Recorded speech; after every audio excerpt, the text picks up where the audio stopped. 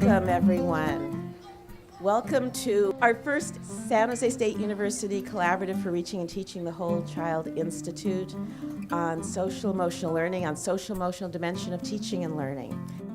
Today is about what's possible, and you're going to be getting quite a perspective on not just what's happening here locally, but what's happening in the country around social emotional learning. Social emotional learning. This is something that I definitely think I'm ready to implement. I've read articles about it, and it really rings true to me in my personal experience that it's so important to be aware of it, and so important to implement it in a school setting, because I think without it, the delivery of instruction is not going to happen as effectively as if we use it or integrate it with social emotional learning.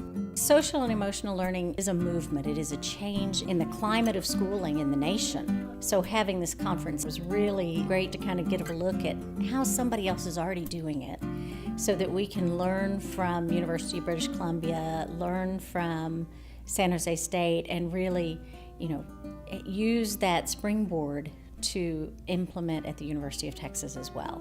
So we have licensed counselors from Acknowledge Alliance who come in after school. They meet about 5 or 6 times for about an hour and a half or so, and it's all around supporting them with a focus towards their resiliency and the resiliency of their students. So it's a support group. Today's conference, I really think my next steps are going to be in implementing social emotional learning and basically sharing with my teachers the importance of considering social emotional competencies in students. I'm also hoping to maybe implement one of the ideas that I believe it was the HR person from Sunnyvale mentioned, of maybe having some support groups for teachers. Definitely sharing with them the different elements of what social emotional learning looks like and how we can implement it in the classroom. The instructional coach knows instruction, and so they're giving feedback on that. The counselor from Acknowledge Alliance goes in and they know social emotional well-being, and they give input on that. The three professionals come together and share their experiences and talk about what happened in the lesson from those 2 different lenses. The work is being done. You're not creating a new curriculum. You're just integrating. You're adding on. And with the Common Core coming through, there's a lot of similarities with the 21st century skills that will meet the needs of SEL. And we have to be able to identify that. I now feel that this is so important for me to start integrating into teacher ed. We have so many standards that we have to teach to in the teacher education program that it takes some doing to be able to put them in there. What makes me happy is that San Jose State did it. If they could do it, then we can do it. Yeah, maybe the parents really couldn't speak English and she couldn't speak Spanish, but their translators, the school districts have translators that she could have used. I was in a group of like-minded people, and it's exciting to hear that there is a community already in existence of educators that believe in this, that know about this, that understand the importance of this, people that are maybe more advanced than we are in terms of the implementation.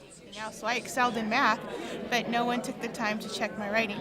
I got good at teaching it, therefore I got an understanding of it, being able to teach it to others, knowing that I needed to know what everything meant so I could teach it well to the student. The things that you teach that have an emotional impact on your students are the things that they will learn and keep forever. We need to know how to translate that into actual classroom practices which support that and promote that learning at a high level. Those students who received in elementary school a social and emotional learning program not only had higher economic attainment, higher educational attainment, they had fewer mental health problems. I've been doing work in the area of social and emotional learning and teacher preparation for the last several years, and I believe that the Center for Reaching and Teaching the Whole Child at San Jose State University is leading the world in this initiative.